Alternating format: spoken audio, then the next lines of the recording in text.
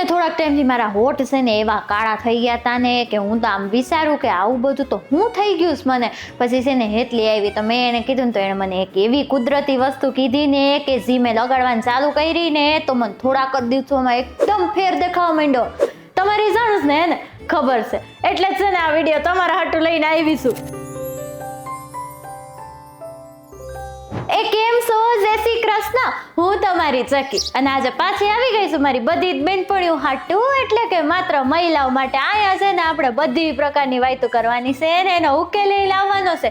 તો હવે છે ને આજે હું કુદરતી વસ્તુની વાત કરું છું ને ઈ છે બીટરૂટ. ઓલું જે બીટ હોય ને લાલ રંગનું અવડું, હા ઈ બરોબર. તો ઈ આપણા હોઠ હાટું, હું આપણી ચામડી હાટું ને બધાય હાટું એકદમ હારામાં હારું છે બરોબર. હવે ઈ બીટરૂટ છે ને એ આપણે જો હોઠ ઉપર લગાડીએ ને, હું તમને એક રીત કહીશ લગાડવાની. એવી રીતે તો તમે લગાડશો ને તો તમારા છે ને હોઠનું એકદમ નેચરલી ઓલું કહેવાય ને એક્સફોલિએશન થઈ જાય.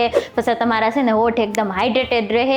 પછી એ છે ને તમારા હોઠનો કલર એટલે કે રંગ ઓલો આમ કાળો પડી ગયો હોય ને તો એ બીટરૂટથી છે ને આમ એકદમ હારામાં હારો થઈ જવાનો છે. અને આટલું જ નહીં, એ બીટમાં છે ને ઘણા બધા વિટામિન ને ઓલું કહેવાય ન્યુટ્રિયન્ટ્સ, હા એ હોય ને તો એનાથી એ તમારા હોઠ એકદમ હાજે હારા થઈ જવાના છે. આ બીટથી છે ને ખાલી સ્ક્રબ જ નહીં, તમે છે ને એ ઓલું કહેવાય ને લિપ બામ, હા એ બનાવી શકો છો. તો એના હાટું તમારે છે ને થોડોક બીટનો રસ કાઢી લેવાનો છે, એમાં થોડુંક નાળિયેરનું તેલ નાખવાનું છે અને છે ને એક સિયા બટર કરીને આવે છે એક પદાર્થ, એ તમારે છે ને લઈ લેવાનું છે ને એમાં ભેળવી નાખવાનો છે. એનાથી છે ને તમારા હોઠ એકદમ આમ સુવાળા થઈ જવાના છે. બીજી વસ્તુ, તમે એકલો રસ જો બીટનો આમ હોઠ ઉપર લગાડો ને તો એ તમારા હોઠમાં ઓલું પિગમેન્ટેશન જે કહેવાય ને, હા એ વયું જવાનું છે બરોબર. અને તમારા હોઠ આમ ફાટતા હોય કે એવું કાંઈ થતું હોય ને તો એ તમે એકલો રસ આમ હોઠ ઉપર લગાડશો ને તો એનાથી સારું થઈ જવાનું છે. હવે છે ને આ બધી વાત થઈ ગઈ લિપ બામની ને, એમને તમે રસ હોઠ ઉપર લગાડો એ બધી. પણ હવે છે ને સ્ક્રબ કઈ રીતે બનાવવું ને એ હું તમને જણાવી દઉં.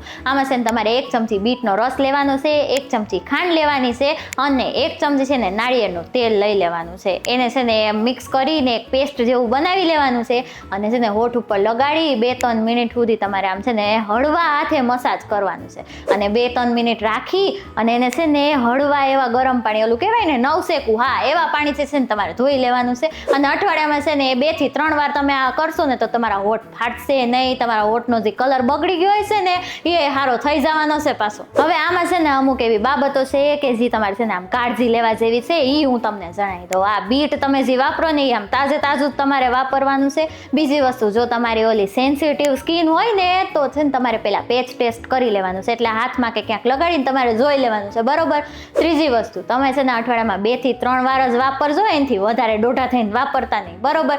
ચોથી વસ્તુ, આને જો તમારે સ્ટોર કરીને રાખવું હોય ને તો ફ્રીજમાં તમારે છે ને 2 થી 3 દિવસથી વધારે તો રાખવાનું થતું જ નથી બરોબર છે ને. હવે આ બજારમાં બીજા લિપ બામ મળે ને સ્ક્રબ મળે ને એના કરતાં છે ને આ કુદરતી ઉપાય ઘરે કરવો સારી વાત છે બરોબર છે ને. સારું હાલો, તમને આમાંથી કંઈ ગમ્યું હોય કે બીજું કંઈ જાણવું હોય ને તો મને કમેન્ટ કરીને જણાવજો. એની ઉપર છે ને એક લાઇક છે ને સબસ્ક્રાઈબનું બટન છે એ એકવાર દબાઈ દેશો બરોબર છે ને. મળીએ કાલે પાછા. આવજો. જય શ્રી કૃષ્ણ.